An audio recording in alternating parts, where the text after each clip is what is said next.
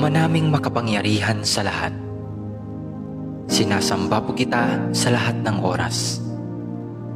Maraming salamat po sa isang buong araw na nagdaan na puno ng biyaya, pag-ibig at kaligayahan.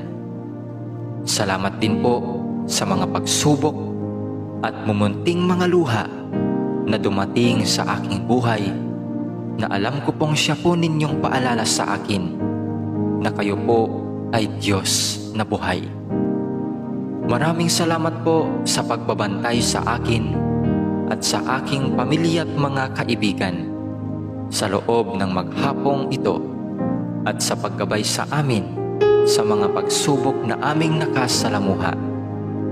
Alam ko pong nariyan kayo sa aming tabi sa lahat ng oras upang kami ay bantayan at gabayan.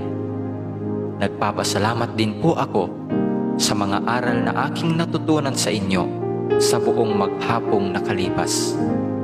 Ang lahat po ng ito ay aariin kong kayamanan at pipiliting isabuhay hanggang ako po'y may hininga. Panginoon ko't Diyos ko, patawarin naman po ninyo ako sa mga pagkakasalang nagawa ko, at sana'y mabigyan pa ninyo ako ng panahon upang makapagbagong buhay. Ako po'y nagsisisi sa aking mga pagsalangsang sa inyong mga utos. Patawarin din niyo ako sa mga pagtalikod na aking ginawa sa aking kapwa, at sa mga pagkukulang ko sa aking mga kaibigan at mga mahal sa buhay. Pinatatawad ko rin po sila sa kanilang mga kasalanan sa akin. Batbat po ng dumi at kasamaan ang aking puso at isipan. Naway linisin mo po ito ngayong magdamag at baguhin upang bukas ng umaga ay magkaroon ako ng malakas na pananampalataya at panibagong buhay.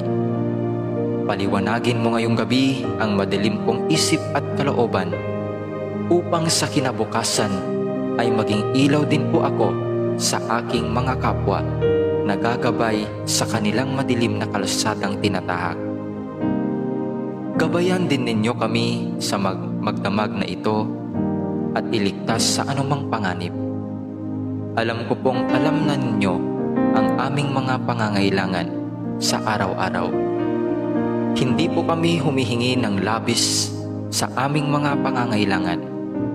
Ibigay mo po sa amin sa paraang sapat po upang kami ay mabuhay